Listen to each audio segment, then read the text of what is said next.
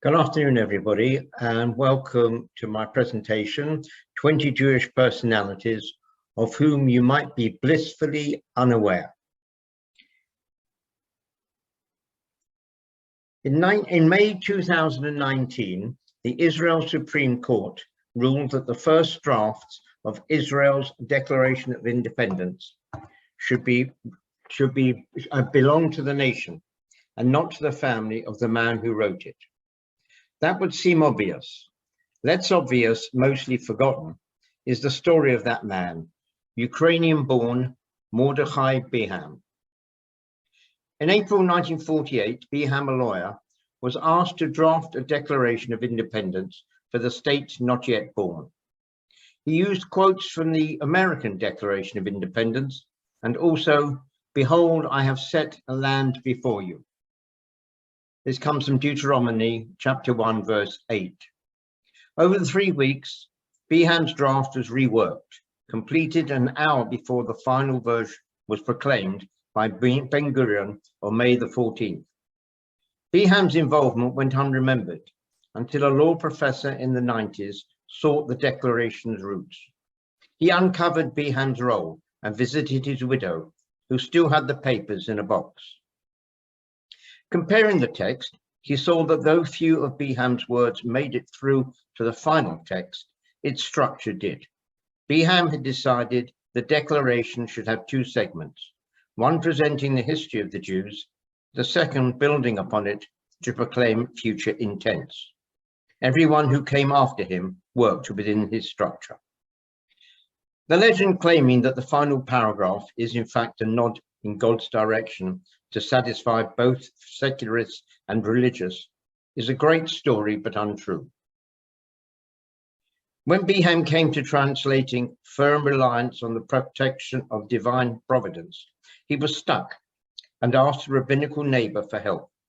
The neighbor suggested he use the liturgical phrase, Shur Yisrael, Rock of Israel. The draft would be edited, succumbing at the very end to Ben-Gurion's pen, but Rock of Israel survived. It was indeed a compromise between religious and secular, but not in 1948. It was a compromise from the 1776 Declaration. That's how it got in, thanks to Beham, not as a compromise at the end, but from the very beginning. Beham died in 1987. His family, fallen on hard times, tried to auction drafts of the Declaration, hoping for $1 million. The sale was blocked. The Supreme Court deemed that the papers the family kept for some 70 years were state property and were to be given to the National Archive, where they now reside. Not far from where the Hilton Tel Aviv stands today, a plaque bears testimony to a murder that shook the Yishuv and resonates to this day. The identity of the perpetrators remain a mystery. The various accusations causing Chief Rabbi Kook to denounce the affair a blood libel of Jews against Jews. Born 1899 in Ukraine, Jaime Lazarov joined his local Zionist Labour Party and soon assumed leadership. He attracted attention by proposing new methods of financing Zionist settlements, at one time believing that cooperation between Arab and Jewish nationalists was possible. He settled in Palestine in 1924 and in 1926 became a member of the Yishuv's delegation to the League of Nations Permanent Mandates Commission. He became Mapai spokesman and leader. At the 17th Zionist Congress, he was elected a member of the Zionist and Jewish Agency Executive and headed its political department. In 1933, he organized mass emigration of Jews and their property from Nazi Germany to Palestine under a controversial scheme called Havara. On a Friday night in June 1933, he was walking with his wife on the beach in Tel Aviv. 2 strangers asked him the time. Once Lazarov was identified, he was shot. Various conspiracy theories abound. Was it supporters of Jabotinsky or those supporters of a German boycott annoyed at his scheme to support German industry? Or perhaps agents of Joseph Goebbels, who suspected him of having an affair with his wife. The subsequent court case ended in acquittal for the two accused of the crime. One was to diabol the Altalena, bringing in arms in defiance of Ben-Gurion. The case has never been definitively solved, despite Begin, when Prime Minister, commissioning an inquiry. The trial proceedings of the murder of Lazarov highlighted the external and internal dynamics between the ruling British mandate, the dominant Mapai party, and the opposing revisionist party. This event was an important climax point in the internal relations of the Jews of Palestine, and its resonance continued even after the State of Israel was established in 1948. Born in Volozhin, Russia in 1880, the son of Rabbi Naftali Zev of Berlin, the Nitziv, head of its famous yeshiva. As a young man, Meir joined the Mizrahi movement, representing it at the 7th Zionist Congress in 1905, at which, unlike the majority of Mizrahi delegates, he voted against the Uganda scheme. In 1911, he was appointed Secretary of World Mizrahi in Berlin. It was he who coined the Mizrahi slogan, Eretz Yisrael La'am Yisrael Al Pi Torat Yisrael, the land of Israel for the people of Israel, according to the Torah of Israel. He moved to the US in 1915, served as president of the US Mizrahi, while making a living selling life insurance. And from 1925, was a member of the board of directors of the JNF.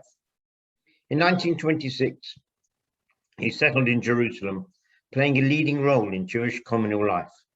He was a leading opponent of the Palestine Partition Plan in 1937 and the White Paper of 1939, advocating civil disobedience and complete non-cooperation of the Jewish population with the British authorities.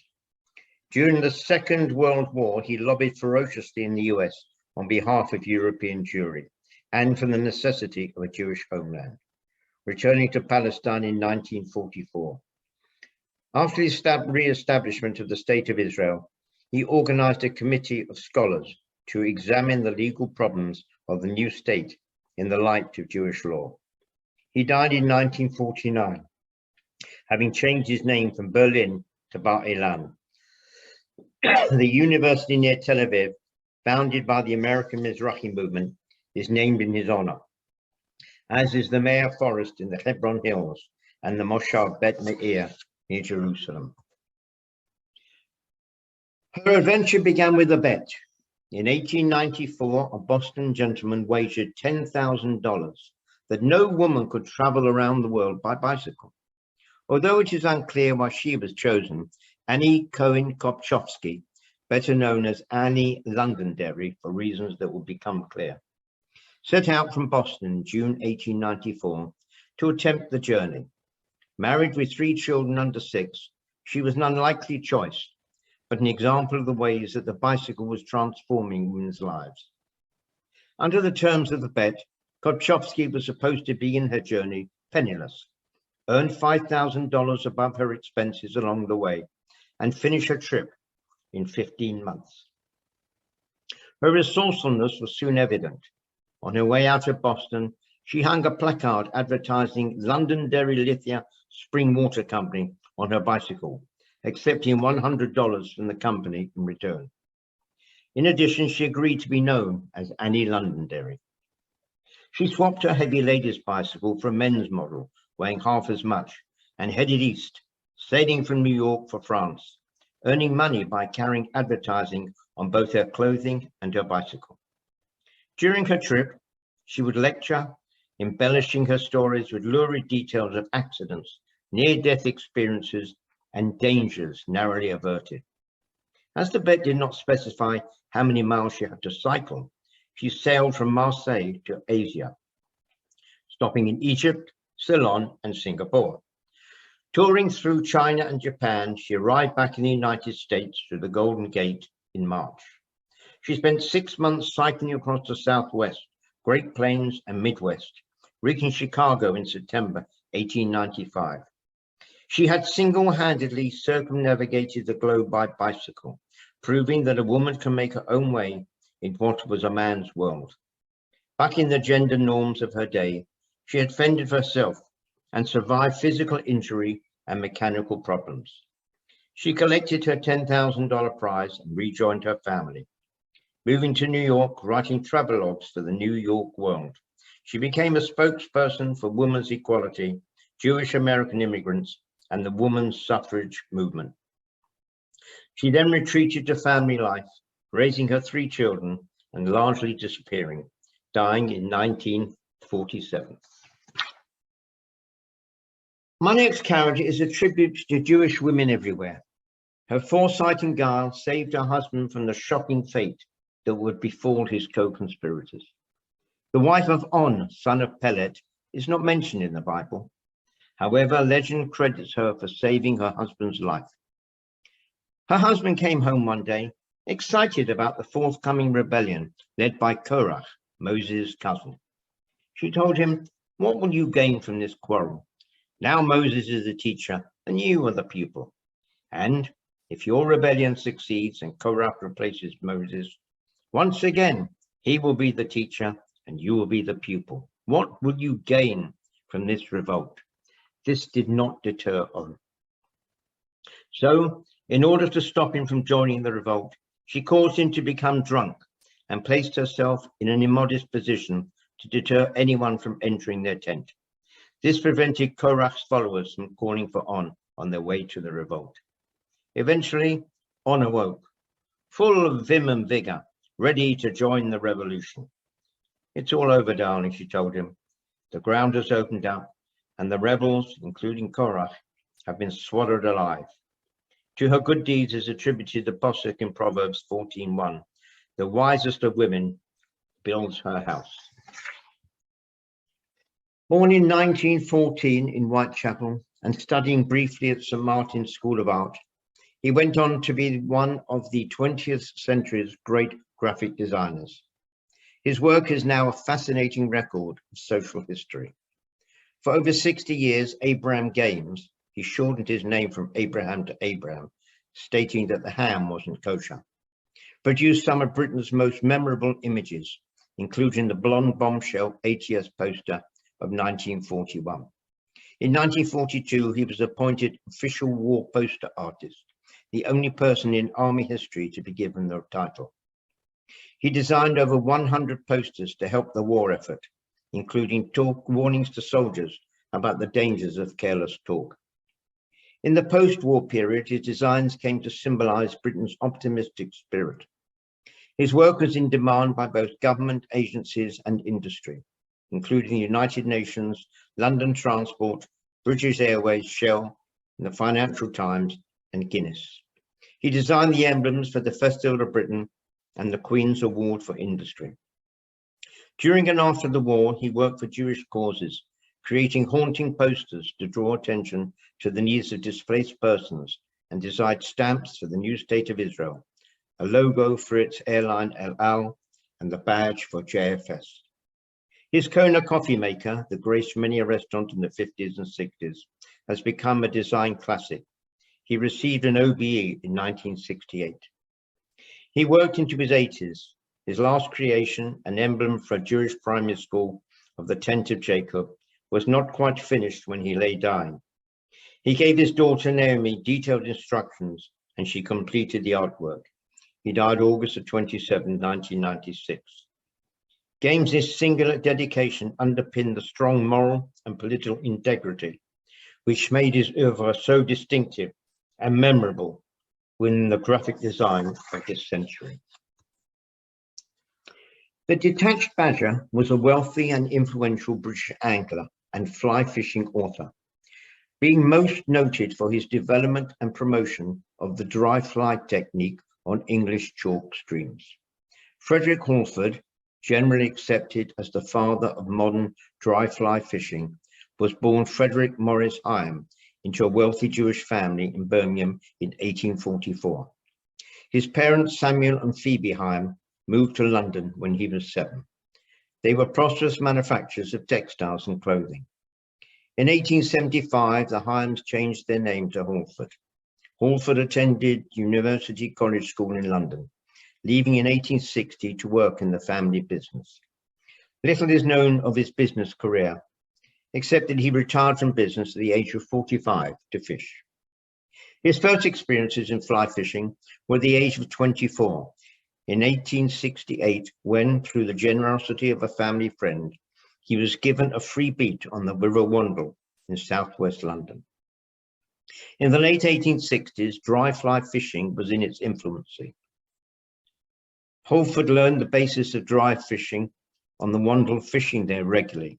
In 1880, lodging on the banks of the River Test, he began research for his first book, Floating Flies and How to Dress Them, published in 1886. The book was a huge success and laid the foundations for Halford's legacy throughout the world as the high priest of the dry fly. He was wealthy enough to take winter vacations in Europe to escape the English winter weather. Returning from a trip in February 1914, he contracted pneumonia, dying as the ship sailed up the Thames, aged 69 years old. His final resting place is Rosen Cemetery. Born in Vienna in 1919, as a schoolboy he was initially drawn to socialism, but it was Zionism that soon became his main focus and remained so as a lifelong commitment to Israel. Just before the Anschluss, he enrolled as a law student, sharing lecture notes with Kurt Waldheim, Jews being banned from lectures. The future head of MI6 secured him a visa to Britain in summer '38. His parents followed. In 1939, he joined the BBC, interviewing many prominent wartime figures. After the war, he started a magazine called Contact. A much rejected manuscript, New Deal for Coal, by young Harold Wilson, turned up on his desk. The book was a surprise success, vaulting Wilson onto the political ladder and sealing George Wiedenfeld's vocation as a publisher. In 1949, together with Nigel Nicholson, he launched Wiedenfeld and Nicholson. Later, he took a year's leave of absence to become chef de cabinet to Chaim Weizmann, keeping him informed about world affairs. Among his many publishing successes were books by Eric Hobsbawm, Isaiah Berlin, and Marshall Tito. The decision to publish Nabokov's Lolita in Britain in 1959 catapulted him onto the front pages. Wiedenfeld belonged to that remarkable group of Jewish refugees who transformed post-war British publishing into an exciting, dynamic industry. He was preeminent amongst his fellow publishers, both in the range of his interests and activism and in his capacity for international networking, building bridges across Europe and beyond. He befriended popes, prime ministers, and presidents. He died in January 2016 and is buried on the Mount of Olives. In the 1930s, English cinema was about to be joined by young Hungarian Jews that would form one half of a formidable cinematic partnership that would change the shape of British films. In 1933, after the Nazis came to power, the main German studio sacked all its Jewish employees, so he fled to France. In 1935, he decided he would do better in England, despite speaking no English. He was introduced to Alexander Korda, owner of London Films, who employed him as a screenwriter. Asked to improve a script, he met the film's director, Michael Powell. Their partnership would produce some of the finest British films of the 40s and 50s under the banner of the Archers. Emery Presberger often showed a deep understanding of the British, only granted to those outside looking in. He always prided himself on being more English than the English. After all, some of us were just born English, but he chose to become English. Among the many films produced by this formidable partnership were The Life and Death of Colonel Blimp, A Matter of Life and Death, The Red Shoes, and The Battle of the River Plate. He was made a Fellow of BAFTA in 1981 and a Fellow of the British Film Institute in 1983. In 2014, an English Heritage Blue Plaque was erected to commemorate him and Michael Powell at their old offices in London. The plaque was unveiled by Martin Scorsese. He spent his last days at Shoemaker Cottage, Aspel in Suffolk, in the English countryside that he loved so well. He is buried in the cemetery of Our Lady of Grace Church the only grave in that churchyard with a Magen David. In 1948, a time when Jewish parents were intent on raising their young sons to be fine English gentlemen, one man had a vision and believed that he could instead mold these children into authentic Jews. Born in 1913, he studied at Eitz Chaim Yeshiva, then on to the famous Mir in Lithuania. Returning just before the war, he was appointed the first rabbi of the Higher Crumpsall congregation in Manchester. In 1944, he was appointed the communal rabbi of Glasgow. In 1946, he was invited to become principal rabbi of the Federation of Synagogues. When Chief Rabbi Hertz died in 1946, he was regarded as the most exciting prospect to succeed him. But the conflicts of the Hertz era led the United Synagogue to opt for a safe pair of hands. Instead of a charismatic, mercurial individualist, they appointed Israel Brody. By 1948, Rabbi Koppel Rosen had grown disillusioned with the rabbinate in general and the Federation in particular. He felt that education held the key to Jewish survival, and Anglo-Jewry was not noted as a community of scholars or its Jewish academic institutions. His dream was to build the equivalent of the English public school, combined with the intensity and learning of a traditional yeshiva. He founded Carmel College at Greenham Common and later at Monshall Park. Carmel appealed to parents frustrated by the public school quota system operating against Jewish boys, but also attracted boys from abroad, many from Holocaust decimated families, some from the new state of Israel. From the start, he encountered opposition. The community at that time was convinced that a Jewish school amounted to segregation and would inhibit successful integration into English society. As for the growing Orthodox community, they thought that Koppel's cultural and intellectual aspirations were too unorthodox for them. Lack of funding was a constant strain on him, and his wife Bella, who once pawned her engagement ring to provide breakfast for the pupils. Slowly the school grew, gaining a serious academic reputation and communal support.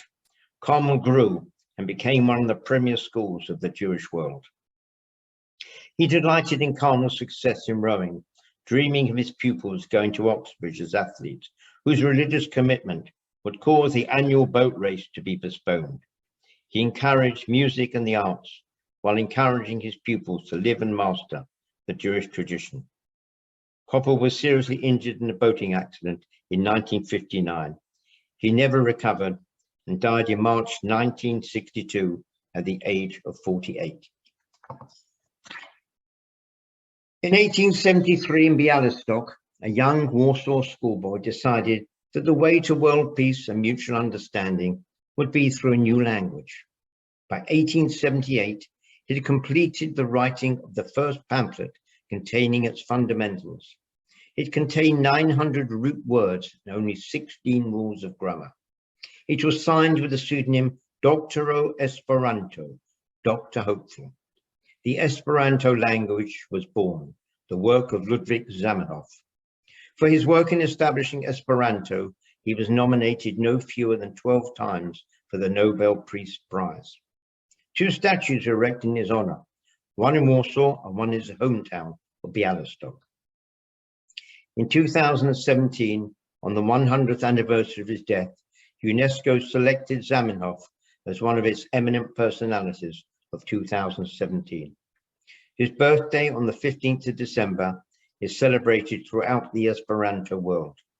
On the 15th of December 2009, Esperanto's green-starred flag flew on the Google homepage to commemorate Zamenhof's 150th birthday.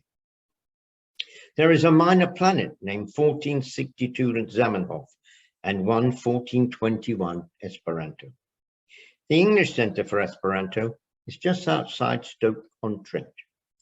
You can even learn Esperanto on Duolingo. No fewer than 287,000 English speakers currently are. Born Barnet Isaacs in Aldgate, London, February 1851, educated at the Jews' Free School. Barnet and his brother Harry performed on stage in the many music halls of the area, giving themselves the stage name of the Bonato brothers. In 1873, now known as Barney Bonato, he set off to join his brother in South Africa to mine for diamonds. They became extremely successful, eventually joining forces with the competitor Cecil Rhodes to form the De Beers Mining Company, thereby ensuring a global monopoly of diamond supply. Barney then went on to invest in gold mines, transport, and property. He was a colourful figure, retaining his love of acting, appearing in Shakespeare productions, and often sporting fancy waistcoats. In 1888, he became a member of the Legislative Assembly of the Cape Colony. His wealth, financial shrewdness, and mode of living made him a legendary landlord. All this was to take its toll, and on a journey back to England in 1897, he jumped overboard and was drowned. His body now lies in Wilson Cemetery. His will divided up his considerable fortune between his family, amongst which was his sister Sarah and her husband Abraham Ranson, great-grandparents of TV presenter Esther. Another beneficiary was his son Wolf Bonato, who used part of the multi-million-pound fortune he inherited at the age of 2 to become a pioneer racing driver in the 1920s, owner of Bentley Motors and one of the so-called Bentley Boys, which is a fascinating story for another time.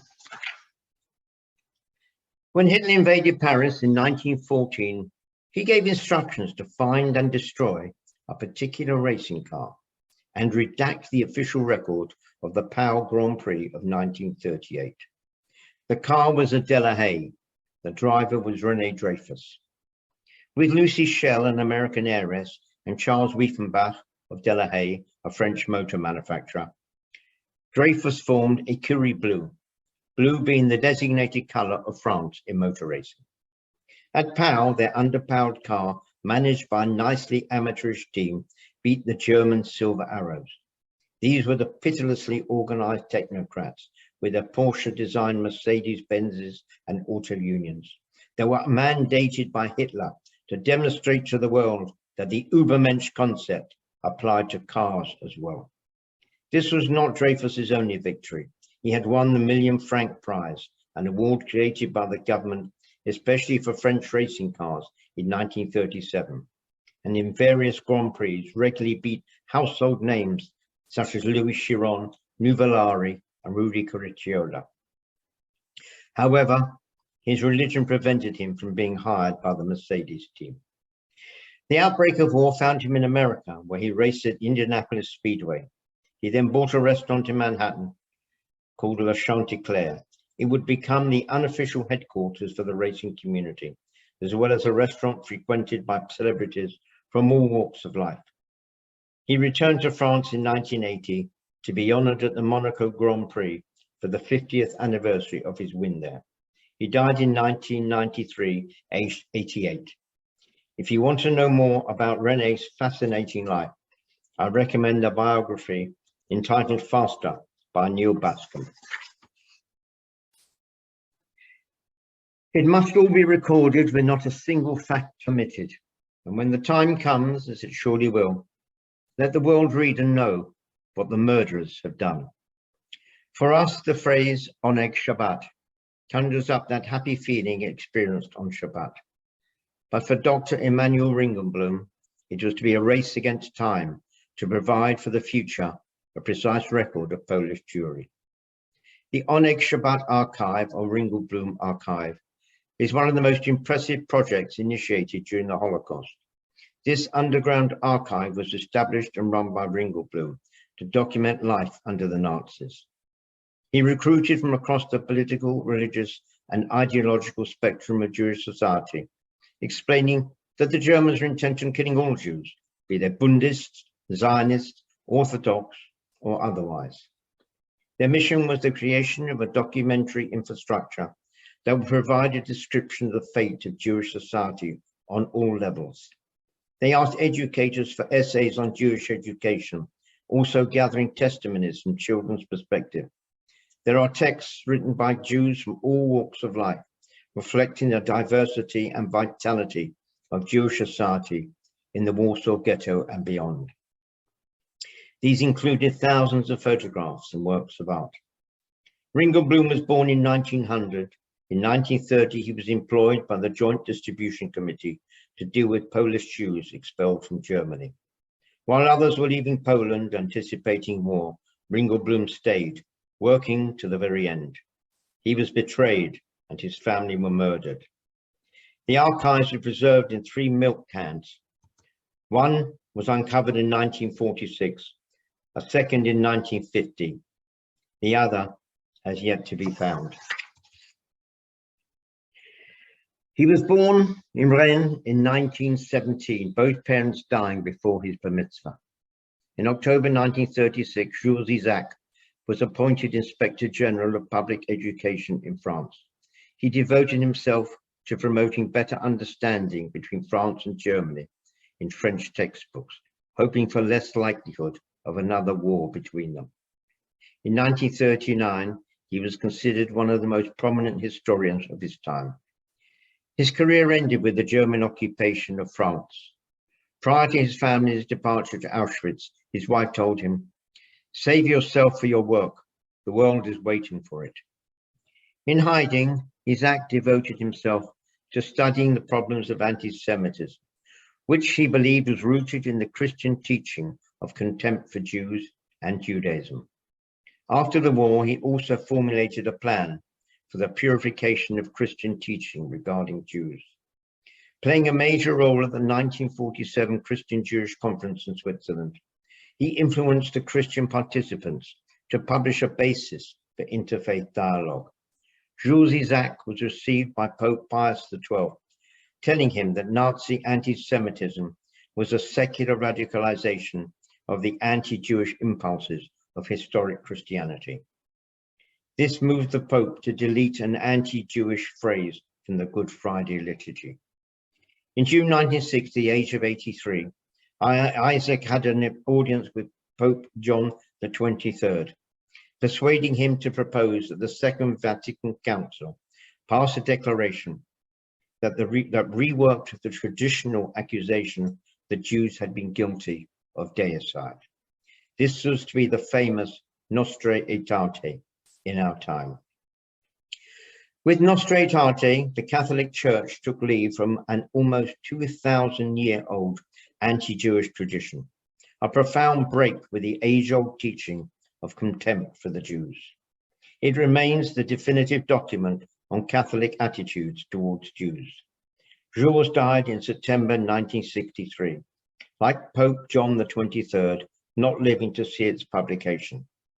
However, the document was the culmination of Isaac's work in Jewish-Christian relations, and his voice could be heard echoing in it. At the center of a tombstone in Wilson Cemetery is the word scientist, followed by the inscription, "Her research and discoveries on viruses remain of lasting benefit to mankind." It is a travesty that Rosalind Franklin is mostly remembered for not receiving full credit for her contributions to discovery of DNA structure. That part of Franklin's life story must never be forgotten, but she was so much more than the wronged heroine, and any list of prominent Jewish people and their contribution to a better world must include her. Born July 1920, she attended St. Paul's School. She graduated with a degree in natural sciences from Newnham College, Cambridge in 1941. Taking up a position researching coal in 1942. This research earned her PhD from Cambridge in 1945. Moving to Paris in 1947, she became an accomplished X-ray crystallographer. She joined King's College London in 1951 as a research associate and discovered the key properties of DNA, which eventually facilitated the correct description of the double helix structure of DNA. She moved to Birkbeck College in 1953, leading pioneering work on the molecular structure of viruses. On the day before she was to unveil the structure of tobacco mosaic virus at an international fair in Brussels, she died of ovarian cancer in 1958 at the age of 37. She will remain the unsung heroine who took the crucial X-ray, photo 51, enabling James Watson and Francis Crick to build their double helix model of DNA, and was unjustly deprived of a Nobel Prize. The instant I saw the picture, my mouth fell open and my pulse began to race, wrote Watson in his book, The Double Helix. The black cross of reflections which dominated the picture could only arise from a helical structure. As one of the 20th century's preeminent scientists, Franklin's work has indeed benefited all of humanity. Now on to another female hero, this time one who brought about a change in the way Orthodox Jewish girls were educated. In 1917, she founded an afternoon school in her apartment in Krakow that was later to become established as a Beis Yaakov, House of Jacob, school network in Poland, with worldwide lasting effect. Sara Shanira is one of the unsung heroes of 20th century Orthodox Judaism. Realizing that Orthodox girls were receiving little or no Jewish education, while their brothers were installed in the finest yeshivas, she received blessings to start her school from no less a light in the Orthodox world than the Belzer Rebbe. He told her to start a small kindergarten that she would develop to form the Beis Yaakov school. Notably, though, the Rebbe refused to allow the daughters of his Hasidim to attend. The Beis Yaakov movement grew at an astonishing pace in Poland and beyond, expanding to include high schools, teacher seminaries, summer programs, vocational schools, and youth movements. By 1928, there were over 20,000 students. The movement continues to flourish throughout the Jewish diaspora. Now, almost every center of Jewish orthodoxy throughout the world has established a Beis Yaakov school in order to educate girls. Born 1883, Sara died childless in 1935, leaving a legacy of thousands of educated Jewish women that acknowledge her as their mother. Born 1872 in Paris, his interest in politics was sparked by the Dreyfus affair, aiding Zola's defense. In July 1914, as war broke out, he became active in the Socialist Party leadership.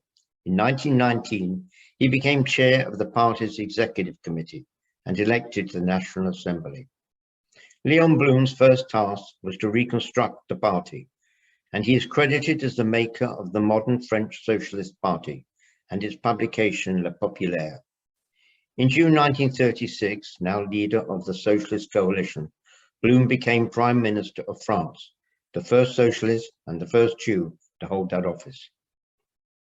He introduced a 40-hour week, paid holidays, and collective bargaining, nationalizing major industries and the Bank of France, arousing hostility among business leaders who adopted the ominous slogan, "Better Hitler than Blum." Blum resigned in June 1937, briefly returning in March and April 1938. When the Germans occupied France in June 1940, Blum made no effort to leave, despite the danger he was in as a Jew, fleeing to southern France.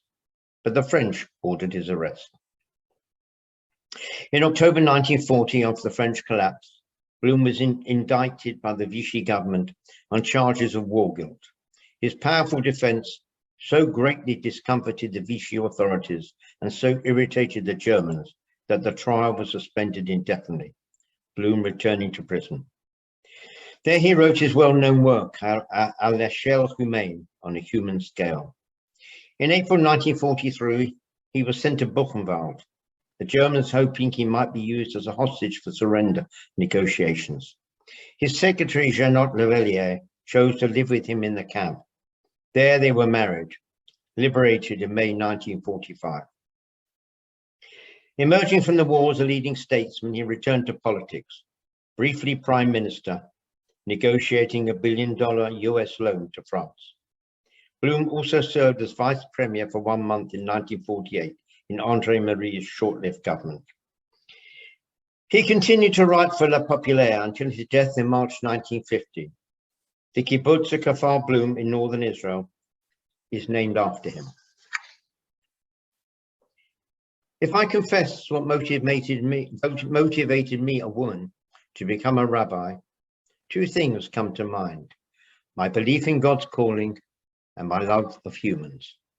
Born in Berlin in 1902, Regina Jonas longed to become a rabbi, but struggled with the restrictions against women in higher education and rabbinical studies. Her 1930 thesis argued that there was no law forbidding women to become rabbis, and that there were many biblical and historic examples of women teaching and arbitrating Jewish law. Despite her professor's praise for her thesis, Jonas was only granted a teaching degree upon graduation in 1930, her diploma only naming her as an academic teacher of religion. Jonas then applied to Rabbi Leo Beck, spiritual leader of German Jewry, who had taught at her seminary. Beck, while acknowledging Jonas as a thinking and agile preacher, refused to make her title official, as the ordination of a female rabbi would have caused problems with the German Orthodox rabbinate. Jonas taught religious studies in both public and Jewish schools, giving a series of unofficial sermons. Her lectures caught the attention of the liberal Rabbi Max Dinenemann, head of the Liberal Rabbis Association, who tested her on behalf of the association. Despite protests in December 1935, Regina Jonas received her semikat and was ordained. Berlin's Jewish community was not welcome. She applied for employment at Berlin's new synagogue, but was rejected. Seeking work elsewhere, she found support in the Witzer, working as a chaplain in various institutions, while preaching at liberal synagogues as the deportations of rabbis began. In Theresienstadt, she continued to preach, teach, and inspire fellow inmates, continuing her work as a rabbi.